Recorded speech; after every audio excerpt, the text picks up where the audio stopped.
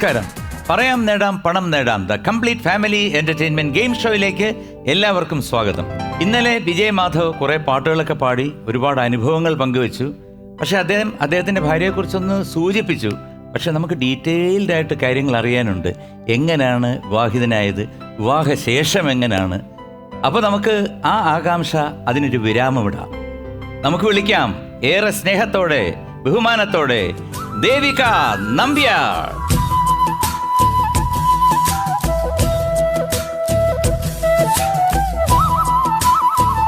നമസ്കാരം ദേവിക. നമസ്കാരം സർ. സുഖമായിരിക്കുന്നോ? സുഖം, വളരെ സുഖം. ഇന്നലത്തെ എപ്പിസോഡിൽ ഇദ്ദേഹം കുറച്ച് കാര്യങ്ങൾ പറഞ്ഞു. ദേവികയുടെ അത് ഒരു ചുരുക്കം ചില കാര്യങ്ങൾ പറഞ്ഞല്ലേ, ചുരുക്കം. സംശയമുണ്ട് പറയാറില്ല, എന്നാലും പറഞ്ഞു. പക്ഷെ ഞാൻ കൂടുതൽ കാര്യങ്ങൾ അറിയാനുണ്ട്. കാരണം പറയാൻ നേടാം എന്ന ഈ പ്രോഗ്രാമിന്റെ ഒരു പ്രത്യേകത, ഒളിഞ്ഞു കിടക്കുന്ന ചില കാര്യങ്ങളൊക്കെ ഞങ്ങൾ വെളിയിൽ കൊണ്ടുവരും. ഇല്ല, ഞങ്ങൾ വെളിയിൽ എടുക്കും.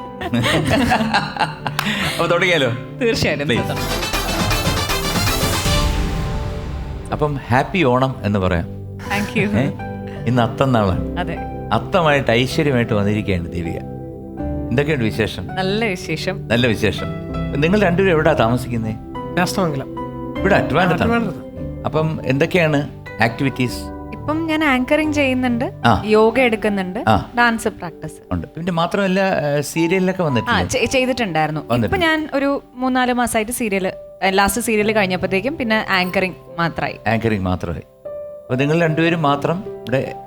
അമ്മയുണ്ട്. അമ്മയുണ്ട്. അപ്പം ഇതിന്റെ ബാക്കിയുള്ള വർക്കൊക്കെ കൊച്ചിയില്, എറണാകുളത്ത് ഉണ്ട്, ഷൂട്ട് വരും. പിന്നെ നമ്മൾക്കൊരു ഇപ്പൊ യൂട്യൂബ് ചാനൽ ഉണ്ട്, അപ്പൊ അതിനു വേണ്ടി അത് കാണാറുണ്ട്.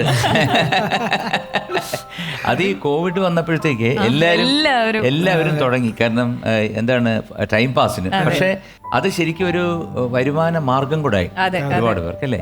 സോ നമ്മൾ കണ്ടിന്യൂ ചെയ്യാം. നമ്മൾ ഇന്നലെ കുറെ കാര്യങ്ങളൊക്കെ സംസാരിച്ച് നിർത്തി. അപ്പൊ വികടകുമാരൻ എന്ന ചിത്രത്തിൽ നിന്നാണ് ചോദ്യങ്ങൾ മുഴുവൻ. ഇതിനകത്ത് അഭിനയിച്ചിട്ടുണ്ട്. ഒരുപാട് നാളായോ അഭിനയം തുടങ്ങിയിട്ട്? അതോ ഞാൻ ശരിക്കും അത് ഞാൻ പറയട്ടെ? വേറെ കാര്യമുണ്ട്, ഇവിടെ അനുവാദം ഒന്നും ചോദിക്കണ്ട. ധൈര്യമായിട്ട് എന്തൊക്കെ ഉണ്ടെങ്കിൽ പറഞ്ഞു തീർത്തോ.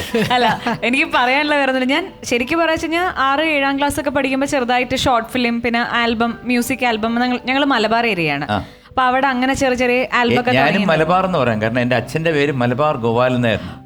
എന്നാ മലബാർ അല്ല, കാരണം അച്ഛന് സ്ഥാന പേര് കൊടുത്ത, അതുകൊണ്ടാണ് എം ജി എന്ന് പറഞ്ഞത്. അപ്പൊ മലബാർ ഏരിയയിൽ നമുക്ക് ഈ പറഞ്ഞ മാതിരി മ്യൂസിക് ആൽബം ഉണ്ടായിരുന്നു. ആൽബം, ടെലിഫിലിം അങ്ങനെയൊക്കെ ചെയ്തിട്ടുണ്ടായിരുന്നു. പക്ഷെ ഞാൻ കുറച്ചൊന്ന് ഫേമസ് ആയതൊരു ഹോം സിനിമ എന്ന് പറഞ്ഞിട്ടുള്ള ഞങ്ങളുടെ അവിടെ ഏരിയയിൽ തന്നെ. പക്ഷെ കേരളത്തിൽ കുറച്ച് ആൾക്കാർ എന്നെ അറിയാൻ തുടങ്ങിയത് സാറിന്റെ ഒരു പാട്ട് ചെയ്തിട്ടാണ്. സാറിന്റെ ഒരു മിലേനിയം ഓഡിയോസിന് വേണ്ടിയിട്ട് പൂവിതലല്ലേ ഫാസില എന്ന് പറഞ്ഞിട്ടുള്ള ഒരു സോങ് ഞാൻ അഭിനയിച്ചിട്ടുണ്ടായിരുന്നു സാറിന്റെ കൂടെ. ഞാനല്ലേ അഭിനയിച്ചത്? അതെ, സാറാണ് അഭിനയിച്ചത്. അതിൽ എന്റെ ബർത്ത്ഡേക്ക് സാറ് ഗസ്റ്റ് ആയിട്ട് വന്നു. സജി. അതെ, സജി. ആ പാട്ട് പൂവിതളല്ലേ ഫാസില, തേനിതളല്ലേ ഫാസില, അങ്ങനൊരു പാട്ട്. നല്ല പാട്ടാ. അത് എവിടെ ഷൂട്ട് ചെയ്തിരുന്നത്? ചിത്രാഞ്ജലി. ഞാൻ കോഴിക്കോടാണ്. അല്ല, കോഴിക്കോട് വരെ എല്ലാരും ആയിരുന്നു. അവരെല്ലാരും ചിത്രാഞ്ജലിയിൽ വന്നിട്ട് സെറ്റ് ഇട്ടിട്ട് ഷൂട്ട് ചെയ്തു. അതെ, ഒരു പൂവും കൊണ്ട്. അതെ, ആ പെൺകുട്ടി ഞാനായിരുന്നു. ഓ, അത് ശരി. അപ്പൊ ആ പെൺകുട്ടിയെ, സോറി കേട്ടോ, ഈ പ്രേമിക്കുന്നതായിട്ടാണ് ഒരു പൂ വരുന്നുണ്ട്. പക്ഷെ ഞാൻ പാട്ട് പാടിയിട്ട് ആ പെൺകുട്ടിയെ പ്രേമിക്കുന്നതായിട്ടാണ് സീരിയല്. പക്ഷെ ആ പെൺകുട്ടി ആരെയോ കാത്തു നിൽക്കുകയാണ്. അപ്പൊ ഞാൻ വിചാരിച്ചു ഇനി എന്നെയാണോ, അത് ഒരു കൺഫ്യൂഷനുണ്ട്. അപ്പൊ അങ്ങനെ ലാസ്റ്റില് നോക്കുമ്പോ ഉണ്ട് ഒരു പൂ കൊണ്ട് പാട്ടിന്റെ എൻഡില് ഒരു പയ്യൻ വന്നിട്ട് പൂ കൊടുക്കുന്നു. അപ്പൊ ഞാൻ അയ്യടാന്ന് പറഞ്ഞോണ്ട് നിൽക്കുമ്പോ എന്റെ പുറയിലൊരു തട്ട്. എന്റെ ഭാര്യ ലേഖ, വാ, വേറെ പണിക്കൊന്നും പോകണ്ട, നമുക്ക് വീട്ടിൽ പോകാന്ന് പറഞ്ഞു. അങ്ങനെ ഒരു സീനാണ്. അയ്യോ, ഇത്ര വർഷമായിട്ടും സാർ ഓർമ്മിച്ചു പറഞ്ഞില്ലേ? അതാണ് തുടക്കം. അതാണ് നിങ്ങൾ എല്ലാരും തുടങ്ങിയത് ഞാൻ വഴിയല്ലേ. മാഷ് എന്റെ അടുത്ത് പറഞ്ഞപ്പോഴും ഞാൻ പറഞ്ഞു, മാഷ് ഞാൻ മാഷെന്നാ വിളിക്കുക. എന്തിന്റെ മാഷ്? എന്നൊരു ചുമ്മാ രണ്ടുപേരും പാടാൻ പഠിപ്പിച്ചിട്ടുണ്ടായിരുന്നു. അപ്പൊ ഏത് പാട്ട്? അതൊരു ആൽബത്തിന് വേണ്ടിട്ടൊരു ഇന്നെ നെഞ്ചിലേന്ന് പറഞ്ഞൊരു സോങ്. അയ്യോ, അതിന്റെ രണ്ടുപേരും കേൾക്കാതിരിക്കാൻ പറ്റത്തില്ല. അയ്യോ, എനിക്ക് കേൾക്കണം. ഓ, ഉറപ്പായിട്ട് പാടി. മാഷ് പഠിപ്പിച്ചോളൂ. മാഷ് പഠിപ്പിച്ചോളൂ. രണ്ടുപേരും നോക്കാം. പിച്ച് കിട്ടിയില്ലെങ്കിൽ ഞാൻ അവിടെ നിർത്തും. ഞാൻ തരാം.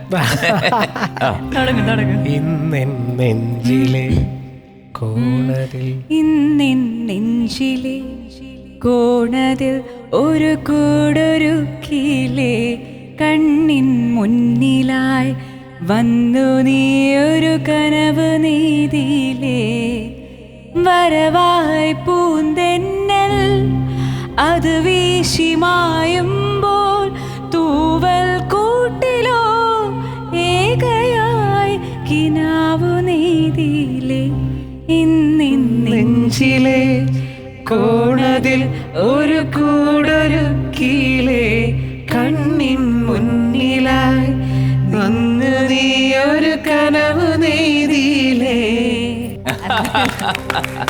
പിച്ച് കുറച്ച് മുകളിലായിരുന്നു. അല്ല, ഇദ്ദേഹത്തിന്റെ പിച്ച് എന്ന് പറഞ്ഞു കഴിഞ്ഞാൽ ആകാശത്താണ് കിടക്കുന്നത്. നമ്മളിങ്ങനെ പിടിച്ച് വലിച്ച് താഴോട്ട് കൊണ്ടുവരണം. സോ കുറെ കാര്യങ്ങൾ ചോദിക്കാനുണ്ട്, അതിനിടെ നമ്മുടെ ചോദ്യങ്ങളുണ്ട്. കേറിവാടാ മക്കളയിൽ 5ാമത്തെ ചോദ്യം ശ്രദ്ധിക്കും. വികടകുമാരന്റെ നിർമ്മാതാവിനെ പ്രശസ്തനാക്കിയ സീരിയലിന്റെ പേര് എന്താണ്?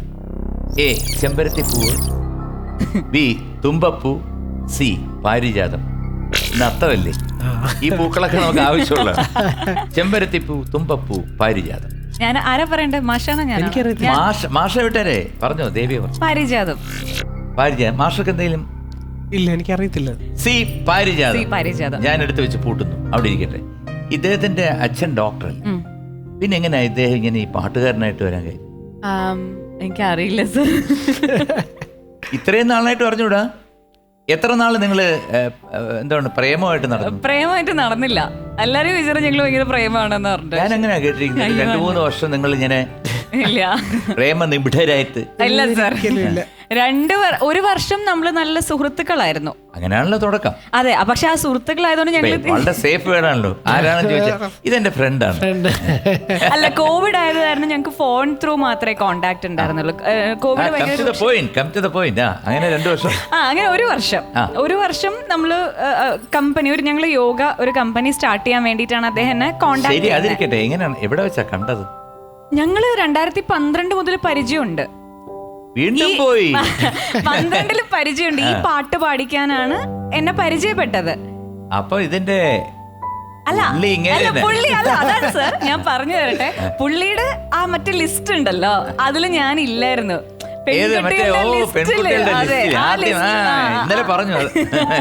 ആ ലിസ്റ്റില് നമ്മളില്ല, നമ്മൾ ഔട്ടായിരുന്നു. അതുകൊണ്ട് നമ്മള് വലിയ പുച്ഛായിരുന്നു, മൈൻഡ് ചെയ്യാറൊന്നുമില്ല. അപ്പൊ ഞാൻ ഇത്രയും വലിയ മനുഷ്യൻ ഇപ്പൊ ശരി നമ്മള് ബുദ്ധിമുട്ടിപ്പിക്കണ്ട വെച്ചിട്ട് നമ്മളും കോണ്ടാക്ട് ഇല്ല.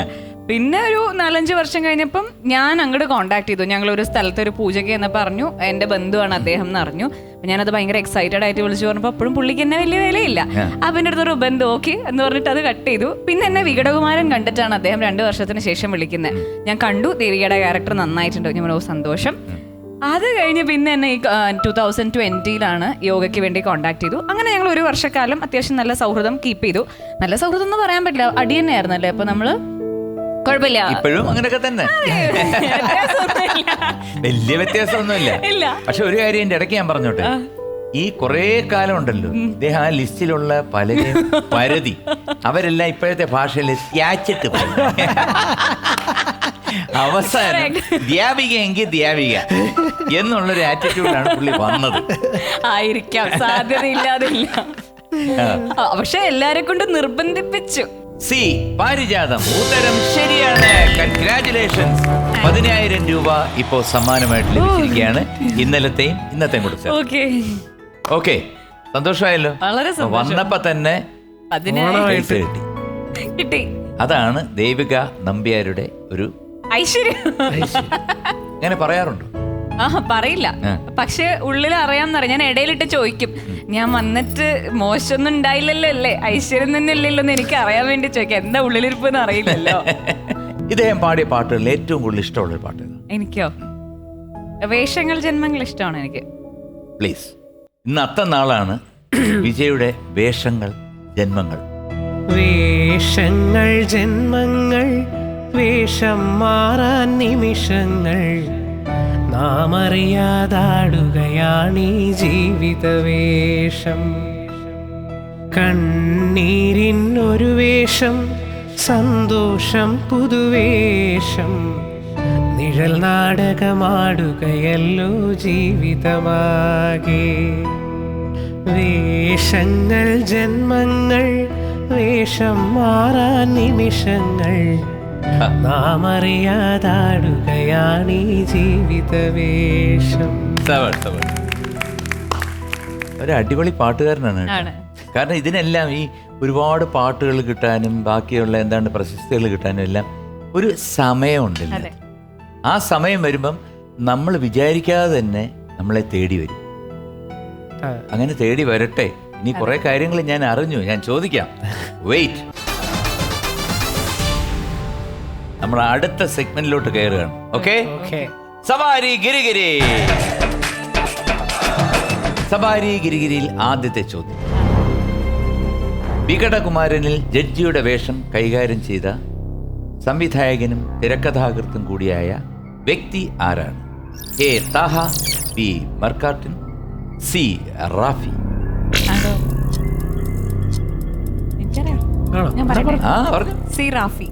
സി റാഫി. ഞാൻ എടുത്തു വെച്ച് പൂട്ടി, അവിടെ ഇരിക്കട്ടെ. നമ്മുടെ മലബാർ ഏരിയയില് ഒരു സൈസ് ഓണം, തിരുവനന്തപുരത്ത് ഒരു സൈസ് ഓണം, എറണാകുളത്ത് വേറൊരു ടൈപ്പ്. ഇപ്പൊ ട്രിവാൻഡ്രത്ത് എന്ന് പറഞ്ഞു കഴിഞ്ഞാൽ കൂടുതൽ ലൈറ്റ്സ് ഒക്കെയാണ്. കാരണം ലൈറ്റ് കാണാനാണ് ഈ ഓണം എന്ന് പറഞ്ഞത്. പിന്നെ പ്രോഗ്രാംസ്, സ്റ്റേജ് ഷോ. ഈ മലബാറിൽ എങ്ങനെയാണ്? ഞങ്ങളുടെ അവിടെ ഇപ്പം മലബാർ കണ്ണൂർ ആ ഭാഗത്തൊക്കെ കുറച്ചും കൂടെ വേറെ എന്തൊക്കെയൊക്കെയോ പരിപാടികളുണ്ട്. ഞാൻ മഞ്ചേരി മലപ്പുറമാണ്. അവിടെ നമ്മളെല്ലാവരും ഈ ഓണത്തിന് പൂക്കളിടുന്നു. പിന്നെ തിരുവോണത്തിന്റെ അന്ന് കസിൻസ് എല്ലാവരും വരുന്നു. അല്ലെങ്കിൽ ഇപ്പം നമ്മള് വീട്ടിലാണെന്ന് വെച്ചാൽ അമ്മ വീട്ടിലേക്ക് പോകുന്നു, തിരുവോണം ഉണ്ടിട്ട് അടുത്തത് അങ്ങോട്ട് പോകുന്നു. എല്ലാ കുടുംബക്കാരും ഒത്തുചേരുന്നു. അത്ര തന്നെയുള്ളൂ. ഭാഷയും വ്യത്യാസമില്ല? നല്ല വ്യത്യാസമുണ്ട്. നല്ല വ്യത്യാസം. ഇപ്പൊ ഏത് ഭാഷയാണ് സ്ഥിരം നിങ്ങൾ തമ്മിൽ സംസാരിക്കുന്നത്? മാഷ് ട്രിവാൻഡ്രം, ഞാൻ ഇദ്ദേഹം എന്തരെന്നൊന്നും ചോദിക്കില്ല. ചോദിക്കൂ? വീട്ടിൽ ഞങ്ങൾ തമ്മിലുള്ള കോൺവെർസേഷനിൽ വരും. ഞാൻ പറയും എന്തരടെ, ഇതൊക്കെ ചോദിക്കുമ്പോ പോടേ, ഇതൊക്കെ വരും. ആണോ? പറഞ്ഞ പോലെ നിങ്ങൾ ഒരുപാട് ഈ മാഷപ്പ് ഒക്കെ ചെയ്യാറുണ്ടല്ലേ? ഏതെങ്കിലും ഒരെണ്ണം, ഒരു സാമ്പിൾ പിടിക്കട്ടെ.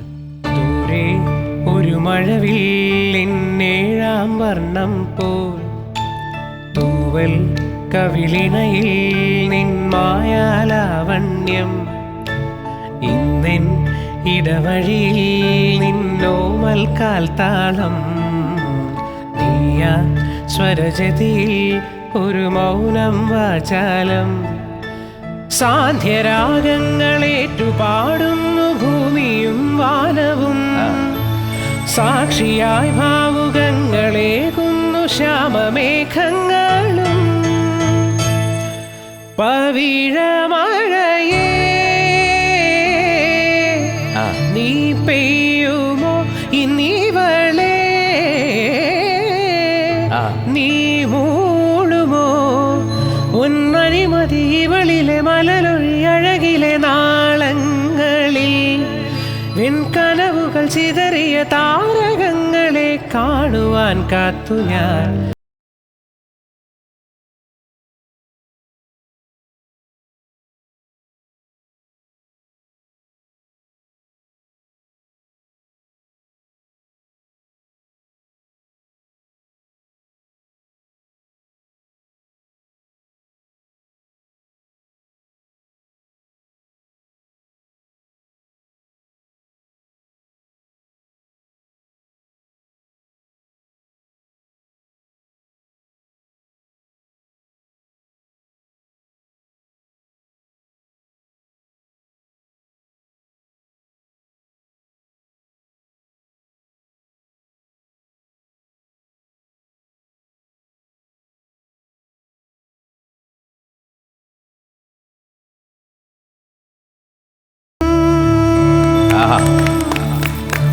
ദേവിക, എന്ത് കൊടുക്കും പുള്ളിക്ക്? ഇന്ന് അത്തമാണ്, ഓണം തുടങ്ങി. ഒരു ഓണ സമ്മാനമായിട്ട് എന്ത്? സർ, ഉമ്മയൊന്നും വെക്കുന്നത് ഇഷ്ടമല്ല. ഉമ്മയൊന്നും വെക്കുന്ന ഇഷ്ടമല്ലാന്ന്.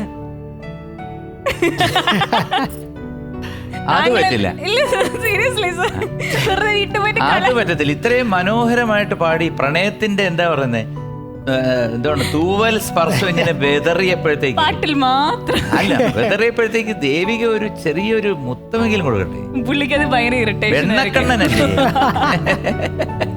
വേണം സർ. ആഗ്രഹിക്കുന്നുണ്ടോ? ആഗ്രഹിക്കുന്നുണ്ടോ? ഇങ്ങനെ ഇടക്കിടക്ക് പറഞ്ഞപ്പോ എന്തായാലും നിങ്ങൾ സങ്കല്പിക്കുക, അങ്ങനെ ഒരെണ്ണം സംഭവിച്ചു. അതെ, സംഭവിച്ചു, കിട്ടി. സി റാഫി, ഉത്തരം ശരിയാണ്. Congratulations, very good. Thank you sir.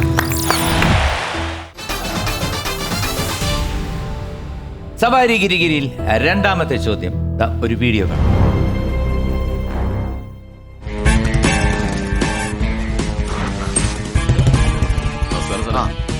ഇവനാ ഞാൻ പറഞ്ഞ കക്ഷി. ഓഹോ, ഇങ്ങോട്ട് വാ. ചെല്ലടേ. എതിർഭാഗം വന്നിട്ടുണ്ടാ? അത് വന്നിട്ടുണ്ടാന്ന് ദോണ്ട നിൽക്കുന്നു സാറേ. ഇങ്ങോട്ട് വാടാ. അവന്റെ നടത്തം കണ്ടില്ലേ? ആ, എന്താ നിന്റെ പ്രശ്നം? ഇവൻ നിന്നെ തല്ലിയല്ലേ? അതെ സാറേ, പരസ്യമായിട്ട് തല്ലി. ആ, ഇതും അത്യാവശ്യം പരസ്യമായിട്ടുള്ള സ്ഥലമാണ്. തിരിച്ചല്ലടാ. ഏത് വകുപ്പ്? ചോദ്യം, ബൈജു അവതരിപ്പിച്ചിരിക്കുന്ന വക്കീലിന്റെ പേരെന്താണ്? A advocate Sundaresan, B advocate Udayakumar, C advocate Suresan. സുരേഷനല്ലേ? അങ്ങനെ ചോദിക്കുമ്പോ എനിക്ക് പെട്ടെന്നൊരു കൺഫ്യൂഷനായി. ദേവിക ഏതാ പറഞ്ഞേ? എ സുന്ദരേശൻ. ഞാൻ പറഞ്ഞത് സുരേശൻ. സുരേഷ്. അല്ലേ, എനിക്ക് ഒന്ന് ശരിയായാൽ മതിയല്ലോ അല്ലേ സർ? അല്ലെ പിന്നെ ഉദയകുമാറും കൂടെ പറ. ഞാനങ്ങ് പോവാം. സി ഫിക്സ് ചെയ്യും. സി വേണോ എ വേണോ? കാരണം എപ്പോഴും നമ്മള് പ്രോമിനൻസ് കൊടുക്കുന്ന ആർക്കാണ്? പെണ്ണുങ്ങൾക്ക്. പെണ്ണുങ്ങൾക്ക്. പക്ഷെ മാഷായതുകൊണ്ട് എനിക്ക് അറിഞ്ഞൂടാ എങ്ങനെയാണ് നിങ്ങൾ തമ്മിലുള്ള. മാഷിനാണ്. മാഷിനാണ്. പക്ഷെ ഇന്നിപ്പം എനിക്ക് തരാം വിധി എന്നല്ലേ? അല്ല എന്ത് പറയാൻ അല്ലേ? തലയിലെഴുത്തുന്നൊക്കെ അത് വായിക്കാൻ പറ്റൂ? സ്ഥിരം ഞങ്ങളെ വീട്ടിലുള്ള ഡയലോഗ് സർ. ഏ അഡ്വക്കേറ്റ് സുന്ദരേശന്. അയ്യോ പാവം, പിടിച്ചു വെച്ച് ഞാൻ പോയി. അതെ, ഈ കല്യാണ നിശ്ചയവും ഡൈവേഴ്സും ഒരുമിച്ച് നടന്ന ഒരു വ്യക്തികളാണ് നിങ്ങൾ. അതെ, ഓൺലൈനിൽ. അതെ, അതെങ്ങനെയാ? കാരണം അമൃത ടി വി തന്നെയാണ്. അമൃത ടിവിയിൽ നമ്മൾ റെഡ് കാർപ്പറ്റ് എന്ന് പറഞ്ഞ ഷോയില് എൻഗേജ്മെന്റിന് ശേഷം വന്നു. അപ്പൊ ഇദ്ദേഹം എന്നോട് എൻഗേജ്മെന്റ് കഴിഞ്ഞപ്പോ വിളിച്ച് പറഞ്ഞിട്ടുണ്ടായിരുന്നു, ദേവിക വേണമെങ്കിൽ ഒന്നും കൂടെ ആലോചിച്ചോളൂ, എൻഗേജ്മെന്റ് കഴിഞ്ഞിട്ടുള്ളൂ, കല്യാണം ആയിട്ടില്ല. അപ്പൊ പഴയത് വല്ലതും വന്നു കാണും.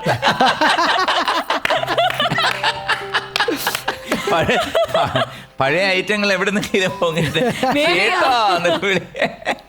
അപ്പൊ ആലോചിച്ചോളൂ, എൻഗേജ്മെന്റ് കഴിഞ്ഞിട്ടുള്ളൂ, എന്റെ സ്വഭാവം ഇതൊക്കെയാണ്, വേണമെങ്കിൽ മാത്രം. ഈ സ്വഭാവം ഇതൊക്കെയാണെന്ന് പറഞ്ഞ എന്താണ്? അദ്ദേഹം വളരെ സ്ട്രെയിറ്റ് ഫോർവേഡ് ആണ്. അങ്ങനെ ആയിക്കോട്ടെ, അത് കുഴപ്പമില്ല. പിന്നെ എന്താ പറയാ, ഒക്കെ തുറന്നടിച്ച മാതിരി പറയും. അങ്ങനെ സോഫ്റ്റ് ആയിട്ടൊന്നും പറയാൻ അറിയില്ല, അങ്ങനെയൊന്നും അറിയില്ല. പിന്നെ പെണ്ണുങ്ങൾക്ക് അങ്ങനെ ഒരു കുഴപ്പമുണ്ട്. നമ്മളീ പറയാം, അയ്യോ അത് ശരിയായില്ല കേട്ടോ എന്ന് പറഞ്ഞു കഴിഞ്ഞാൽ ദേഷ്യം അല്ലേ മോളെ, അത് ശരിയായില്ലേ? അല്ല ഞാൻ അതൊരു എക്സാമ്പിൾ പറഞ്ഞതേ ഉള്ളൂ. Correct sir. അപ്പൊ അങ്ങനെ ഈ ഇന്ന കാര്യങ്ങളൊക്കെ പറഞ്ഞു, നിങ്ങൾക്ക് നിങ്ങളുടേത് അങ്ങനെ ഒന്നും ഇല്ല, നമ്മൾ ഫാമിലി ആകുമ്പോ ഇതേപോലെ വേണം, അങ്ങനെ ഇങ്ങനെ കുറെ അദ്ദേഹത്തിന്റെ കുറെ പാചകമൊക്കെ ചെയ്യണം. പാചകം എനിക്ക് കുഴപ്പമില്ല, അത് നിർബന്ധമില്ല. ഇല്ല, അത് മതി. പാചകം നിർബന്ധമില്ല, എന്റെ കാര്യങ്ങൾ നോക്കണം എന്നുള്ള നിർബന്ധമൊന്നുമില്ല. എന്റെ ക്യാരക്ടർ ഇതാണ്. നിങ്ങൾ പൊതുവെ പെൺകുട്ടികൾക്ക് അഡ്ജസ്റ്റ് ചെയ്യാൻ ബുദ്ധിമുട്ടാണ് എന്റെ ക്യാരക്ടർ. അതായത് അവിടുന്നുള്ള ഇങ്ങനെ പറഞ്ഞു കഴിഞ്ഞാൽ ഒരു പെൺകുട്ടി സമ്മതിക്കത്തില്ല. അപ്പൊ എനിക്ക് അറിയാൻ ചെയ്യാലോ, അനങ്ങിയ ദേഷ്യം വരുന്ന സ്വഭാവം. നല്ല ദേഷ്യ, എന്തെങ്കിലും അപ്പുറത്ത് കൂടെ പോയാൽ എപ്പോ ദേഷ്യം വരും. അപ്പൊ ഞാൻ പറഞ്ഞു, മാഷെ ഇനി പറ്റൂല. ഞങ്ങൾ വിചാരിച്ചു എൻഗേജ്മെന്റ് ഒക്കെ വളരെ സിമ്പിൾ ആയിട്ടാണ് നടത്തിയത്, ആരും അറിയില്ലല്ലോ പുറത്തുനിന്ന്. പക്ഷെ എൻഗേജ്മെന്റ് കഴിഞ്ഞ അപ്പൊ തന്നെ എല്ലായിടത്തും അറിഞ്ഞു, വൈറലായി. അപ്പൊ ഞാൻ പറഞ്ഞു, മാഷെ എല്ലാവരും അറിഞ്ഞു, കുടുംബക്കാർ മാത്രമല്ല നാട്ടുകാരെല്ലാവരും അറിഞ്ഞു, ഇനി മോശമാണ് ഇതൊന്ന് മാറുന്നത്, അതുകൊണ്ട് അത് കുഴപ്പമില്ല, ഞാൻ സഹിച്ചോളാം, നമുക്ക് പോവാന്ന് പറഞ്ഞു. അപ്പൊ ഈ ഒരു കാര്യം നമ്മൾ ചാനലിൽ പറഞ്ഞു. അത് കഴിഞ്ഞ് ഇന്റർവ്യൂ വന്നപ്പോഴത്തേക്കും ഓൺലൈനിൽ വന്നു, നിശ്ചയിച്ച് ഉറപ്പിച്ച് തന്നെ എന്തിനാ വെറുതെ കഷ്ടപ്പെട്ട് ജീവിക്കുന്നത് എന്ന് തീരുമാനിച്ച് ഞങ്ങൾ ഇപ്പൊ തന്നെ കാര്യം. പക്ഷെ ആദ്യം കേട്ടപ്പോ നമ്മള് പോട്ടെ, അത് പിന്നെ അതും ഇപ്പൊ പബ്ലിസിറ്റി ആണല്ലോ, നല്ല കാര്യമല്ലേന്ന് വിചാരിച്ചു. പക്ഷെ നെക്സ്റ്റ് ഡേ നമ്മുടെ ശാസ്ത്രകാലത്ത് വീടിന്റെ അടുത്തുള്ള ആളൊക്കെ വന്ന് മറ്റേ മരണ വീട്ടിൽ വരുന്ന പോലെ പയ്യെ ഇങ്ങനെ അടുത്ത് വന്നിട്ട് വിഷമിക്കണ്ട എന്നൊക്കെ ഉള്ള രീതിയിൽ ഏറ്റവും തമാശ ഞങ്ങൾ രണ്ടുപേരും, എൻ്റെ അമ്മയും ഞാനും മാഷും കണ്ണനൊക്കെ ഗുരുവായൂർ പോയിട്ട് തൊഴുത് ഇറങ്ങി ഞങ്ങളിങ്ങനെ പാസ് ചെയ്യുമ്പോൾ ഞങ്ങൾ കേൾക്കുക, ഇവരല്ലേ പിരിഞ്ഞ ആൾക്കാർ, പിന്നെ എന്തിനാ ഇവർ ഒരുമിച്ച് നടക്കുന്നതെന്ന്. അപ്പൊ ഞങ്ങൾക്ക് മനസ്സിലായി, ഓക്കെ, ആൾക്കാർ വളരെ സീരിയസ് ആയിട്ടാണ് എടുത്തത്. ഭയങ്കര സീരിയസ് ആയി പോയി. ഇവരുടെ ബന്ധുക്കൾ തന്നെ വളരെ അടുത്ത റിലേറ്റീവ് ഒക്കെ വിളിച്ച് ചോദിച്ചു, അയ്യോ എന്താ പ്രശ്നം, എന്തെങ്കിലും പ്രശ്നമുണ്ടോ, എന്താ അമ്മൂന്നൊക്കെ ചോദിച്ചു. ഞാൻ ഒരു കുഴപ്പമില്ല, ഇങ്ങനെയാണെന്ന് പറഞ്ഞിട്ട്. പക്ഷെ എൻ്റെ ഒരു പവർ ഭയങ്കരമാണ് ഈ സോഷ്യൽ മീഡിയയുടെ പവർ നല്ലതാണ്, നല്ല രീതിയിലാണേ കൊള്ളാം. ഓപ്ഷൻ എ സുന്ദരേശനാണ് പറഞ്ഞത്.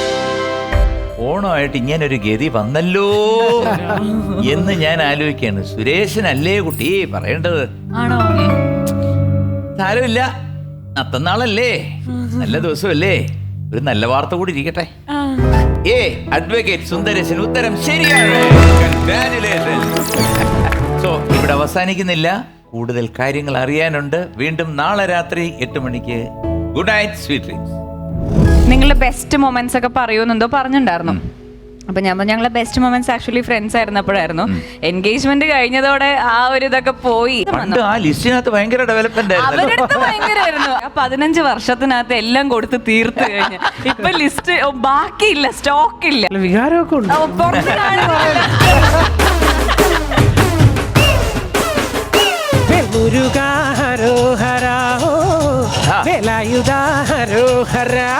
ശൂരൻ പടയുടെ ചെമ്പട കൊട്ടിക്കോലം തുള്ളും താളം, വീരൻ പടയുടെ വൻമുടി ഏറ്റിക്കൊട്ടിക്കേറും താളം. അപ്പൊ എന്തായാലും നിങ്ങൾ അമൃത ടി വഴിയാണ് അതെ ലോക മലയാളികളെ ഇത് അറിയിക്കുന്നു. ആദ്യത്തെ കൺമണി ആണായിരിക്കണം, ആരുമേ കണ്ടാൽ കൊതിക്കണം, അവൻ അച്ഛനെ പോലെ.